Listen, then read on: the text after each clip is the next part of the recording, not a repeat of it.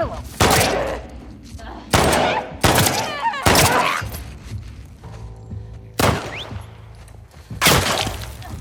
it! Come here! Hold still!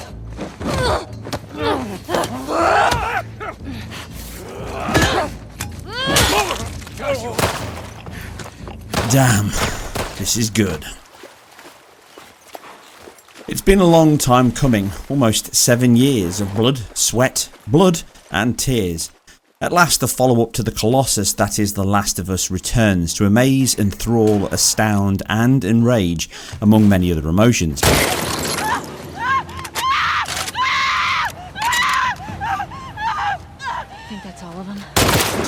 Now, like the first, it tries to be different and ask questions of you, the player, and the characters themselves.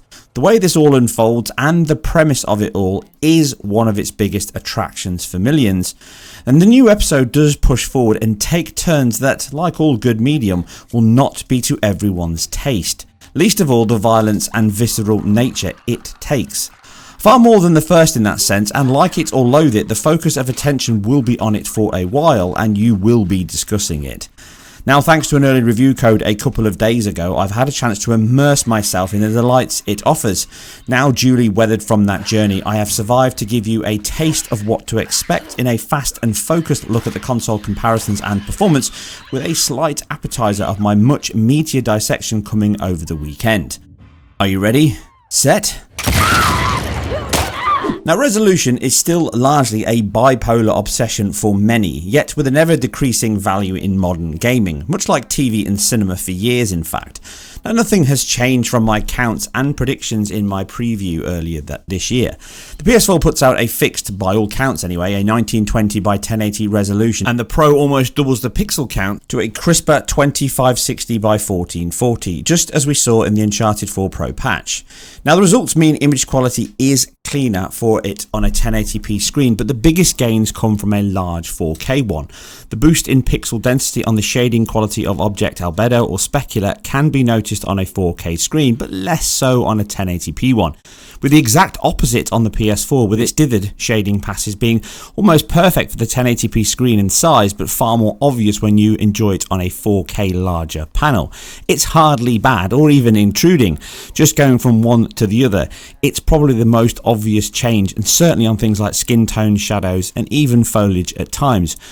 Where on the Pro this boosts this enough to be less obvious most of the time, but it's really a minor slight, and on a 1080p panel these small gaps are much harder to spot and do also fall into that nitpicking area. Now, largely the image quality is affected by the fact that it does use chromatic aberration at certain points, specifically when you're injured around the edge of the cameras, and it uses film grain throughout. Now, there's a reason why I think it's using film grain for a multitude of reasons, but I'll touch on that in my full dissection because I think it'll get distracted here.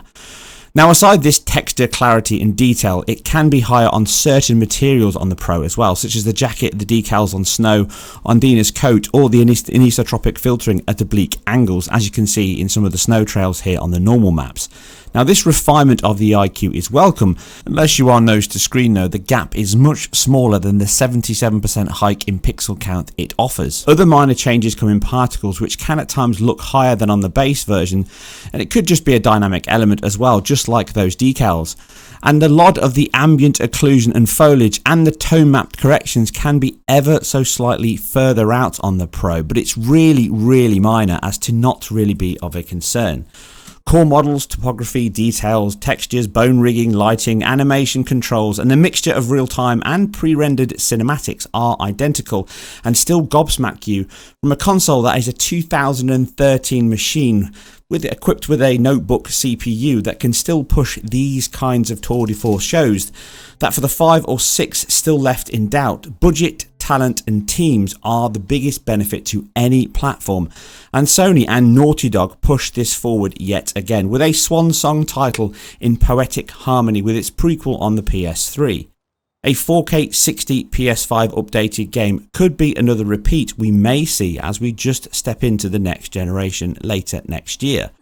But I digress when I'm talking about a game in the here and now, and as great and as enjoyable as it is. Now HDR makes its way into the title, and it's a much better embedded version than we saw in Uncharted 4. And obviously it gives you options to change the shadow, the midtones and the brights from the main menu with the contrast and the brightness, and the HUD itself being a separate element, so you can match it to your individual TV's settings and requirements of the room you're sitting in. It's a cracking implementation, but due to the fact that, like many games, this is heavily tone mapped and colour corrected for the certain scenes and elements you're in, this will make a difference on how good or bad it looks. Certain elements look much better, such as the E3 demonstration or the interiors in dark when you're fighting some of the clickers and other creatures with the torchlight look much better, and in HDR those dark to light contrast sections really stand out, and that's where the HDR element in this title really pushes forward. Some other elements out in the trees and the bright sunshine also work very well, but there are some overcast dark areas in some of the gloomy parts of Seattle with the rain where it doesn't look quite as impressive, but that really isn't a limitation of the system itself. It's more of the tone map solution the team have gone for from an artistic point of view. You won't be let down, and it certainly uses your HDR screen very well indeed, but I'll cover it in more in a later video.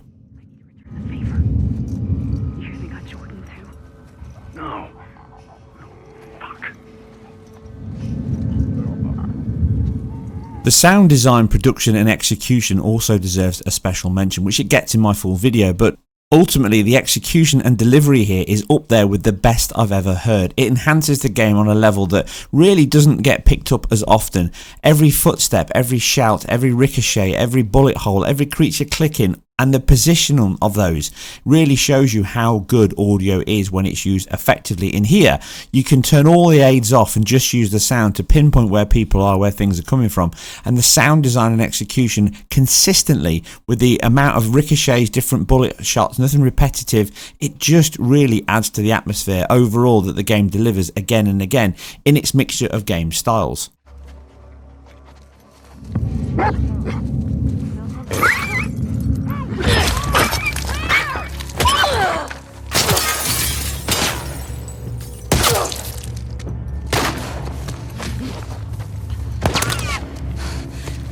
Now, in terms of the game itself, one of the big impacts of the title is how you play the game. It largely gets overlooked, and it's a great game to play. It's one of my biggest reasons that I replay The Last of Us originally, because of the encounters in the game, the AI, the way you hunt, and how dynamic everything can be. And here, they've really ramped that up to basically a whole nother level, and it really touches on where I think the Naughty Dog engine is pushing in the next generation and beyond. The use of physics interaction and collision, the animation system using that motion matching works perfectly. Is it as good as the original demonstration we saw at E3? No, it's not. There's definitely blends and hiccups and issues you can see, and also I think movesets have been reduced. That may largely come down to memory restraints and restrictions. Having to make a full game is very different to making a section of the title. But again, I'll touch on that in a completely separate video where I discuss this section, and as you can see, it's very close, but it's not identical.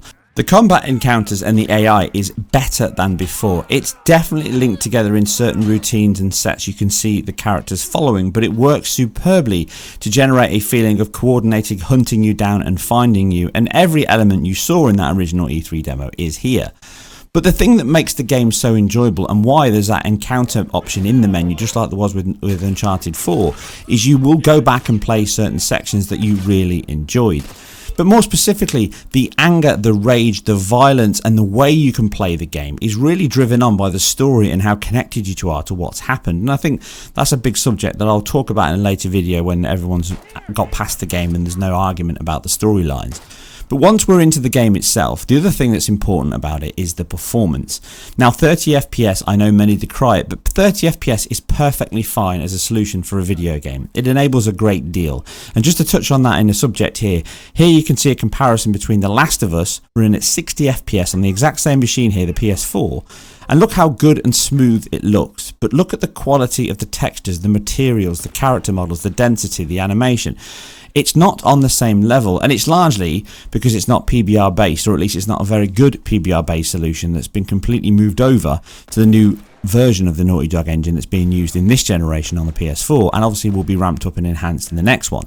But that use of photon, light, specular, reflectance, albedo, diffuse, all of those elements combine to create much more realistic looking characters, and that puts more of a strain on the engine. Flipping this to the latest version, the visual comparison is huge. You can see the fact that everything looks more solid, realistic, cinematic, and generally it's a better looking and playing game because of these enhancements. Frame rate is always an argumentative one, and 60 FPS is objectively better than 30. But the cost of that, to reduce the frame time down from 33 to 16 milliseconds, will always have a sacrifice, no matter the hardware you're running it on.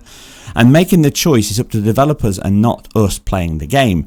And that means that the 30 FPS here has to be locked and stable. And it is. In fact, it's even more locked and stable than Uncharted 4, and it's pushing a great deal more. It's certainly in the AI and animation routine, so that CPU is being hammered to death, and I'm sure the GPU doesn't have any breathing space left. In combat on the PS4 and the Pro, I barely registered any dips at all. We're talking single dips into 49 milliseconds, and that's it. Everything else is a smooth and solid 30 FPS. Some of the cinematics can have a few judders as they flip between shots when they're loading in new assets, textures and models, but other than that, which is generally a problem across many titles across the board, it doesn't really skip a beat.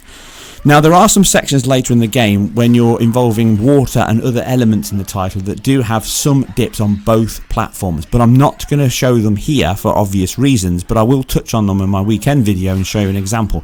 They're not bad, but it's certainly the only place where I could notice dips, but where you are and the condition of that scene, it largely doesn't make a huge deal to where you play the game because it's kind of set up in a certain way. But again, I don't want to digress. So there are dips that go into the 20s, the mid 20s, low 20s, but I'll touch on that in a later video for fear of using this one and spoiling everyone who's just got the game today and is desperate to play it unspoiled. So this video is safe and sound, as I've already mentioned, so don't panic about spoiling anything here. But hopefully this gives you a view of what the game runs like, what it looks like, what it plays like, and how well it lives up to that original tease back in E3. And obviously the combination of those real-time and pre-rendered cinematics have been done for, again, reasons which I'll discuss in a later video. But for now, I hope you enjoyed this. If you did, please like, subscribe, and all that jazz. But until then, I'll see you in the next video where I get deep down and dirty on just how much the Naughty Dog engine and team have raised the bar again. There is a great deal here to discuss. And I guess, Ellie, we really are the last of us.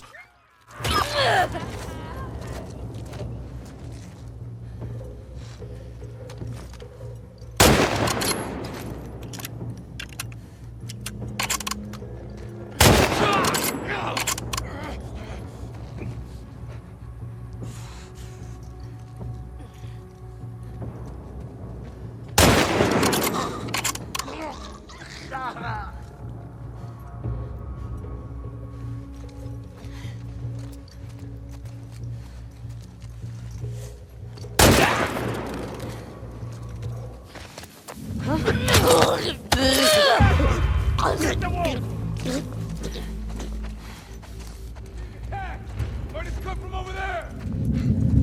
In here!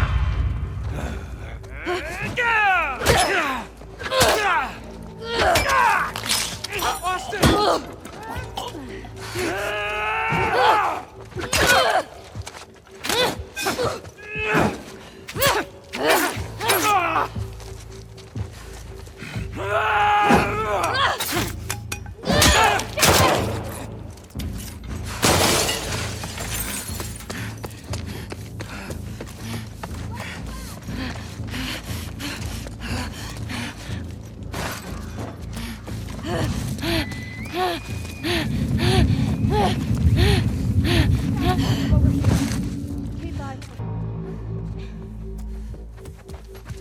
Found you, wolf! Come here! It's over!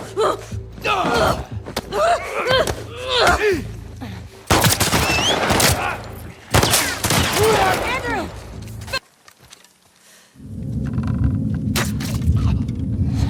Got you.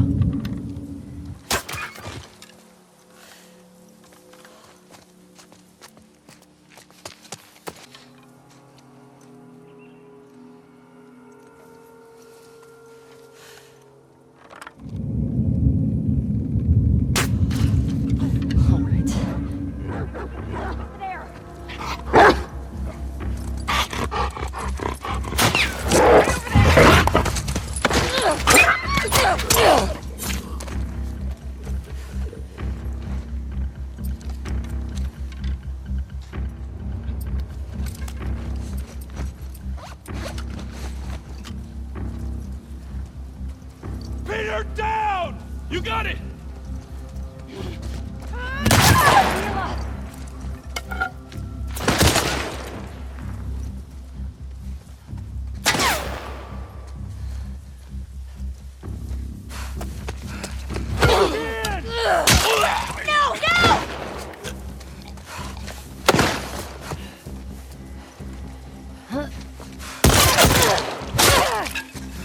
No, no!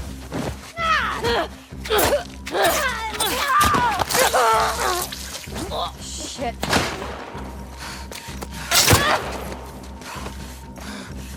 Blood back there!